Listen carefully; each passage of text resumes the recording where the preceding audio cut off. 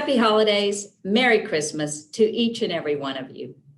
Today's video podcast is the final in my series addressing the changes to the 1 to 4 family contract, which were approved by the Commission on November 10th. However, although the changes were approved in November, the new contract version has not been made available for your use yet. There are some final changes to related forms that are scheduled for final approval by the Commission on February 16th. Prior to that date, the contract will not be available. The remaining changes to the 1 to 4 family contract that I want to discuss today are minor.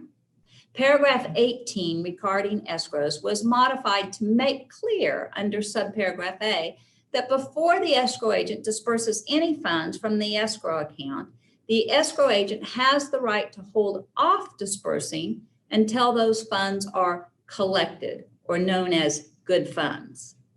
This is particularly relevant when the option fee will be collected by the escrow agent, and then the escrow agent disperses to the seller.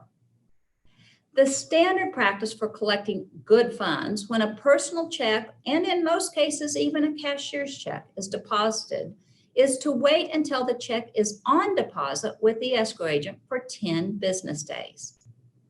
By requiring good or collected funds before dispersing the option money to the seller then means that the seller may not be paid the option money until after the buyer exercises his or her right to terminate. Most option periods are 7 to 10 days from the effective day of the contract. The expiration of the option period will therefore be before the option fee deposit has been collected as good funds. The option fee will be paid to seller, just on a different schedule than under the current contract. Subparagraph B of paragraph 18 was modified to make clear that the escrow agent may deduct expenses incurred by the escrow agent on behalf of a party from any earnest money reimbursement or disbursement, but only if the expenses were on behalf and at the expense of the party receiving the earnest money.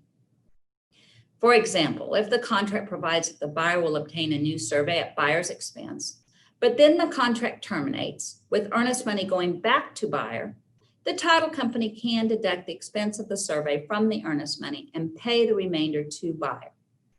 On the other hand, if the contract has the survey at seller's expense, then escrow agent cannot collect it from the earnest money being paid to buyer. The notices paragraph was modified to change the designated fax information line to make that same line work for email or fax. And then the second line that was dedicated to email is also for email or fax. Paragraph 22, which lists all of the addenda in the library of the promulgated forms, was amended to include the 2 new addenda we discussed in a previous video in this series. The 2 new addenda are addendum regarding residential leases and addendum regarding fixture leases. The broker information page of the contract was modified to provide a line for team name and to further clarify that the information inserted on that page as to commission split does not supersede what MLS offer of compensation states. No matter what is inserted, it is information only and does not change the actual agreement between the brokers.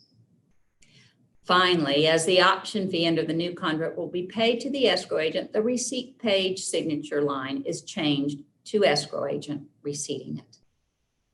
As most of you know, the 1 to 4 family contract is used as the template for changes throughout your library of promulgated contracts.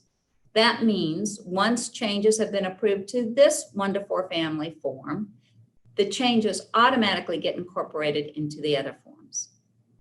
I hope this series on contract changes was of value to you.